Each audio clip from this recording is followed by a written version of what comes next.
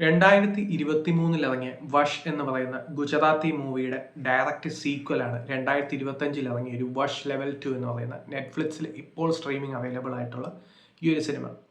വളരെ ടെറിഫിക് ആയിട്ടുള്ള ഒരു നറേഷനാണ് ഈ ഒരു വഷ് എന്ന് പറയുന്ന മൂവിയുടേത്. അതിൻ്റെ ഒരു ഡയറക്റ്റ് റീമേക്ക് ഉണ്ട്. ഷെയ്ത്താൻ എന്ന് പറയുന്ന അജയ് ദേവ്ഗൺ, മാധവൻ, അതുപോലെ തന്നെ ജ്യോതിക എന്നിവർ കേന്ദ്ര കഥാപാത്രത്തിലെത്തിയ ഈ ഒരു മൂവി വളരെയധികം ടെറിഫിക് മൊമെന്റ്സ് കൊണ്ട് നിറഞ്ഞ ഒരു മൂവിയായിരുന്നു വഷിന്റെ ഫസ്റ്റ് പാർട്ട്. അതുകൊണ്ട് തന്നെ national award for the best Gujarati film നേടിയ ഒരു മൂവിയാണ്. ബെസ്റ്റ് സപ്പോർട്ടിംഗ് ആക്ട്രസ് ആയിട്ടുള്ള ആ ഒരു അവാർഡ് ജാൻകി ബോഡിവാലയ്ക്കും കിട്ടിയിരുന്നു.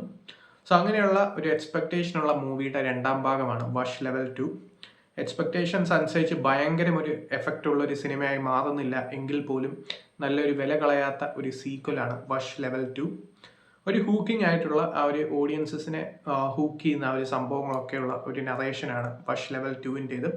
പക്ഷെ നമ്മൾ എക്സ്പെക്ട് ചെയ്ത ഭയങ്കരമായിട്ടുള്ള ടെറിഫിക് മൊമെന്റ്സും കാര്യങ്ങളൊക്കെ ഫസ്റ്റ് പാർട്ടിലെ ആ ഒരു ലെവലിൽ ടെറിഫിക് മൊമെന്റ്സും കാര്യങ്ങളൊക്കെ ഒന്നും മൂവി തരുന്നില്ല. എന്നാൽ പോലും അത്യാവശ്യം നല്ലൊരു അറ്റംപ്റ്റ് ആയിട്ട് മാറുന്നുണ്ട് വഷ് ലെവൽ 2 എന്നുള്ളതാണ് ഈ ഒരു സിനിമയുടെ ഹൈലൈറ്റ്. ഹിതൻ കുമാർ, ഹിതു കനോഡിയ എന്നിവരൊക്കെയാണ് കേന്ദ്ര കഥാപാത്രമായി വരുന്നത്. ഫസ്റ്റ് പാർട്ടിലുള്ളവർ തന്നെയാണ്. ഈ ഒരു ഫസ്റ്റ് പാർട്ട് കണ്ടവർക്കറിയാം ഈ ഒരു കൈൻഡ് ഓഫ് മേക്കിംഗ് എങ്ങനെയാണ് ഈ ഒരു മൂവിയുടേതെന്ന്. ആ ഒരു ഭയങ്കരമായിട്ടുള്ള ടെറിഫിക് മൊമെന്റ്, നമ്മൾ വളരെയധികം ഹൊറിഫൈ ആവുന്ന രീതിയിലുള്ള ഒരു മൊമെന്റ്. എല്ലാവർക്കും അറിയാം, ഈ ഒരു ഫസ്റ്റ് പാർട്ട് കണ്ടവർക്കൊക്കെ അത്, ഷെയ്ത്താൻ കണ്ടവർക്ക് അറിയാം. ഇതിന്റെ മെയിൻ പ്ലോട്ട് എന്ന് പറയുന്ന ഒരു വശീകരണം എന്ന് പറയുന്ന ഒരു വശീകരണമാണ്. സോ അങ്ങനെയുള്ള ഒരു സംഭവം തന്നെയാണ് സെക്കൻഡ് പാർട്ടിലും വരുന്നത്. സോ അതിന് കൃത്യമായിട്ട് പറയുകയാണെങ്കിൽ ഗേൾസ് സ്കൂളിനെ ബേസ് ചെയ്ത് ആ ഒരു ഗേൾസ് സ്കൂളിലുള്ള ഈ ഒരു ഗേൾസിനെയാണ് വശീകരിക്കുന്നത്. സോ അങ്ങനെ വശീകരിച്ച് കഴിയുമ്പോഴത്തേക്കും അവരെന്ത് പറഞ്ഞാലും കേൾക്കും. ഇതിൽ നിന്ന് രക്ഷപ്പെടാൻ ഒരു വഴിയില്ല എന്ന് മനസ്സിലാക്കുമ്പോൾ എന്താ ചെയ്യേണ്ടത് എന്ന് അറിയാതെ നിൽക്കുമ്പോഴാണ് ഇതൊക്കെ എന്തിനാണ് ചെയ്യുന്നത്, എങ്ങനെയാണ് ചെയ്യുന്നത്, പിന്നെ അങ്ങോട്ട് ഇതിൽ നിന്ന് എങ്ങനെയാണ് രക്ഷപ്പെടാൻ പറ്റുന്നത് എന്നുള്ളതൊക്കെയുള്ള ആൻസേഴ്സ് പിന്നെ വരുന്നത്. ഇതിൽ പകുതി ആൻസേഴ്സിനും ഫസ്റ്റ് പാർട്ട് കണ്ടവർക്ക് കുറച്ചൊക്കെ ഉത്തരങ്ങൾ കാണും. സോ പിന്നെ അങ്ങോട്ട് എങ്ങനെയാണ് ഇതൊക്കെ എൻഡ് ചെയ്യുന്നത് എന്നുള്ളതാണ് മെയിനായിട്ട് വരുന്നത്. സോ അങ്ങനെ പോകുന്ന അത്യാവശ്യം നല്ല ടെറിഫിക് ആയിട്ട് പോയിട്ടുള്ള 25 മിനിറ്റ് ആയിരുന്നു ഈ ഒരു വഷ് ലെവൽ 2-ൻ്റേത്. പിന്നെ അങ്ങോട്ട് ആ ഒരു ആൻറ്റഗോണിസ്റ്റും കാര്യങ്ങളൊക്കെ ആയിട്ട് വരുന്ന ഒരു മൂവിയാണ്.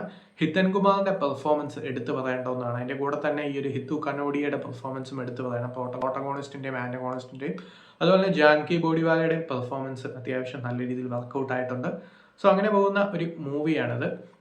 സോ താല്പര്യമുള്ളവർ തീർച്ചയായിട്ടും കണ്ടു നോക്കേണ്ട ഒരു രീതിയിലുള്ള ഒരു നറേഷനാണ് ഈ ഒരു മൂവിക്കുള്ളത്. വഷിന്റെ സീക്വലാണ്. അതുകൊണ്ട് തന്നെ വഷ് കണ്ടവർക്കൊക്കെ തന്നെ മെയിൻലി ആദ്യം കുറേ പേര് ഷെയ്ത്താൻ കണ്ടു കാണാനാണ് ചാൻസ്. കാരണം വഷ് അത്ര പോപ്പുലർ അല്ലായിരുന്നു. സോ ഈ ഒരു ഷെയ്ത്താൻ എന്ന് പറയുന്ന ഈ ഒരു മൂവി കമ്പാരിറ്റീവ്ലി നോക്കുവാണെങ്കിൽ ഈ ഒരു വഷിന്റെ ആ ഒരു ലെവലില്ലെങ്കിലും അത്യാവശ്യം ബെറ്റർ റീമേക്ക് ആയിരുന്നു. എന്നാലും വഷിന്റെ ടെറിഫിക് ആയിട്ടുള്ള പല സംഭവങ്ങളും ഷെയ്ത്താനിൽ കുറച്ചൊക്കെ മിസ്സിംഗ് ആണ് എന്നുള്ളത് ഷെയ്ത്താൻ്റെ ഒരു നെഗറ്റീവ് ആയിരുന്നു. ഇപ്പോൾ ഷെയ്ത്താൻ്റെ സീക്വലും അനൗൺസ് ചെയ്തിട്ടുണ്ട്. സോ അങ്ങനെ അത്യാവശ്യം ടെറിഫിക് മൊമെന്റ്സ് ഉള്ള ഫസ്റ്റ് പാർട്ടിന്റെ വില കളയാത്ത ഒരു സീക്വലാണ് വഷ് ലെവൽ 2. സോ ഇങ്ങനെയുള്ള സ്വഭാവമുള്ള സിനിമകൾ കാണാൻ ഇഷ്ടമുള്ളവർ തീർച്ചയായിട്ടും കണ്ടു നോക്കാവുന്ന ഒരു മൂവിയാണ്. സോ കണ്ടിട്ട് നിങ്ങളുടെ അഭിപ്രായം പറയുക. ഇപ്പോൾ നെറ്റ്ഫ്ലിക്സിൽ സ്ട്രീമിംഗ് അവൈലബിൾ ആണ്.